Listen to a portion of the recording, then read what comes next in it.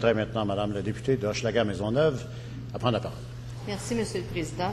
Alors, je vais vous dire que pour moi, c'était la première expérience de ce genre devant cette commission et je vais vous dire que j'ai trouvé l'exercice très intéressant et surtout, pour nous parlementaires, très instructif.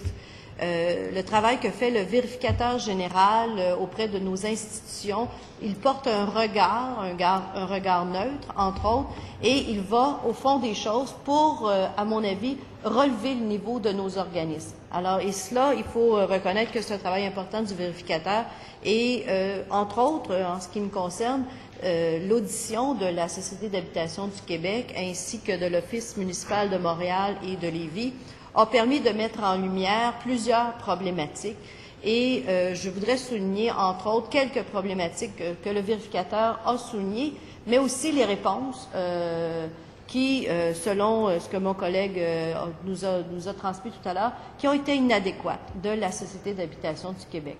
Alors, le vérificateur nous a dit dans un premier temps que la Société n'avait aucune donnée sur ses clientèles, ne connaît pas le portrait de l'habitation au Québec. Eh bien, il s'est révélé durant la commission qu'effectivement, la Société se dit dans un processus pour en arriver là.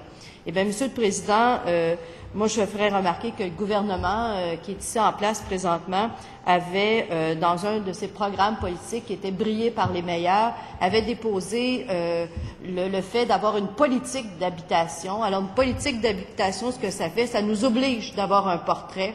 Eh bien, tout ça n'a pas été fait encore. On est rendu en 2009, on s'en va en 2010 et on n'a toujours pas cela. Alors, la Société d'habitation n'a pas vraiment reçu de mandat pour faire ce type de portrait-là. Et on se retrouve aujourd'hui avec le fait qu'il n'y a pas de portrait au Québec de l'habitation, de portrait concret. De plus, j'ai interpellé le président de la Société d'habitation du Québec sur le fait qu'il n'y avait pas actuellement d'action auprès des coops à caractère fédéral, des coopératives d'habitation à caractère fédéral. Le président de la Société d'habitation, effectivement, ne s'est pas encore penché sur ce dossier qui est important, Monsieur le Président.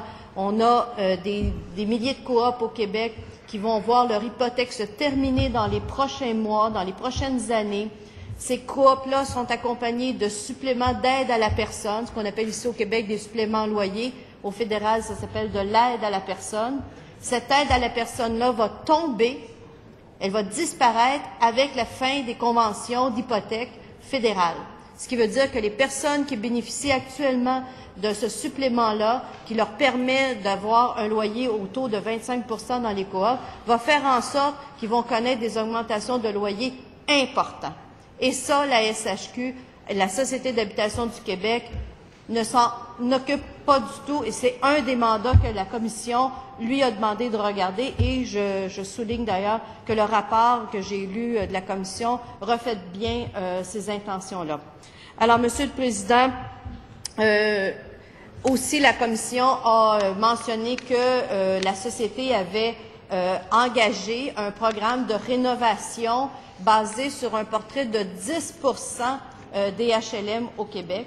Et le gouvernement a pris la décision d'aller vers un programme de rénovation des HLM, ce qui est en soi une excellente nouvelle, il faut se le dire, mais basé sur un portrait de seulement 10 % du portrait des HLM. Donc, on nous engage sur un programme de 10 ans, un programme de 1,8 milliard pour lequel on n'a regardé que 10 % du parc immobilier québécois.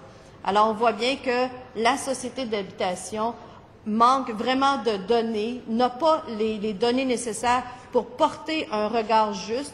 Et il y a plein de dossiers comme ça qui font la démonstration et que le vérificateur nous a démontré que la Société n'a pas en main, n'a pas de plan d'action, il n'y a pas de politique d'habitation au Québec présentement. Et c'est ce qui fait que cette société-là s'en va un peu avant et fait... on ne sait pas vers où elle s'en va, puisqu'elle n'a pas de plan. Et ça a été une des recommandations de la Commission et du vérificateur général de déposer le plus rapidement possible un plan d'action. Alors, je vous remercie, Monsieur le Président, de me donner la parole pour cela et je félicite les membres de la Commission. Je pense que nous avons fait de l'excellent travail dans cette commission. Merci. Merci, Madame la députée d'Hochelaga-Maisonneuve.